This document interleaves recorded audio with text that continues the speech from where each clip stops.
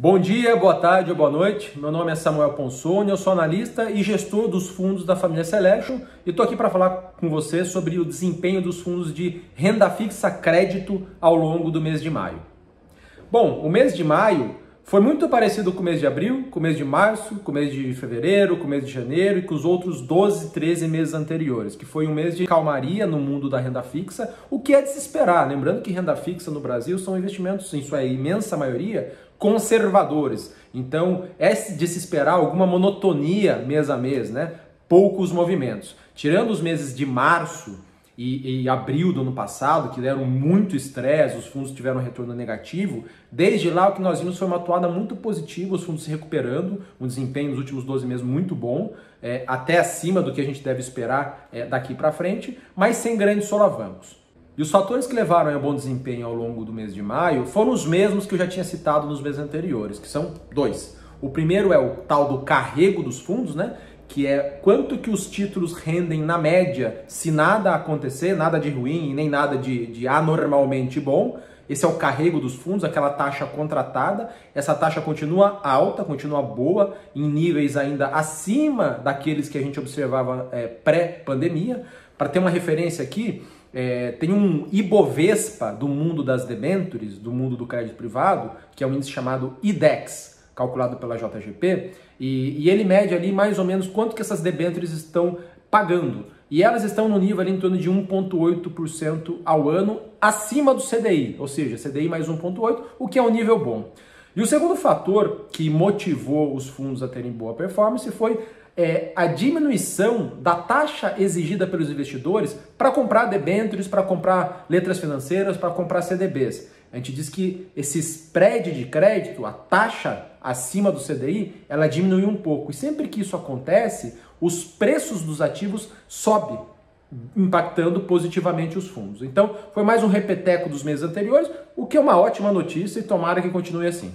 Falando um pouco de números aqui, pegando a minha colinha, o CDI rendeu 0,27% no mês, e esse Ibovespa das debêntures, calculado pela Ambima, que é um outro, né, chamado de IDADI, ele rendeu 0,44% no período, mostrando que os ativos de crédito estão rodando ali bem acima do CDI. Começando aqui pelo Selection Renda Fixa, que é o nosso veículo de acesso aos melhores gestores de fundos de crédito conservadores do Brasil, fundos que investem em títulos conservadores a moderados, ele rendeu 0,43% contra esse 0,27% do CDI, e nos últimos 12 meses ele foi para uma alta acumulada de 5,33% contra 2,18% do CDI. Os destaques positivos ao longo do mês foram as alocações no fundo da Icatu, que é o Icatu Vanguarda Credit Plus, o Arx Everest e o JGP Corporate, ambos rodando aí acima de 0,55%, 0,58% contra o 0,27% do CDI, então eles foram muito bem.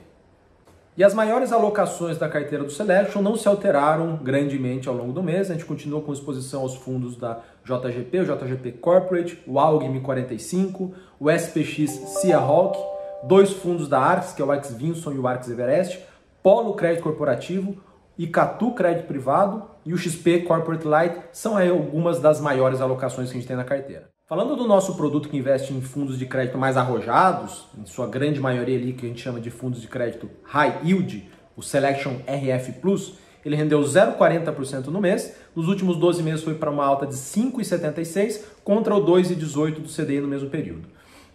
Aqui os destaques positivos foram os fundos da Canvas, o Canvas High Yield, que rendeu aqui 0,68% no mês, o ALGM 90, que é o veículo mais arrojado lá da ALGM, que rendeu 0,65%, e um fundo que investe em vários FDICs, que é o fundo Empirica Lotus, que rendeu ali 0,45%.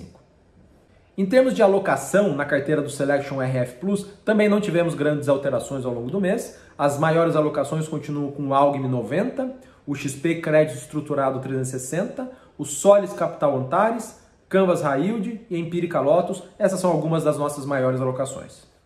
Por fim, o nosso veículo que investe em fundos de debêntures incentivadas, aquelas debêntures isentas de imposto de renda, o Selection Debêntures Incentivadas rendeu 0,50% no mês, mais um mês aqui muito positivo, contra 0,27% do CDI, e em 12 meses foi para uma alta de 6,16% contra 2,18% do CDI no mesmo período. Destaques positivos aqui do mês foram os fundos da Capitânia Infra, que rendeu 1,22%, o XP Debêntures Incentivadas, que rendeu 0,78%, e o Azequest debêntures incentivadas com uma performance de 0,66. Em termos de alocações, as nossas maiores exposições continuam nos fundos de debêntures incentivadas da Arx, da XP e da JGP.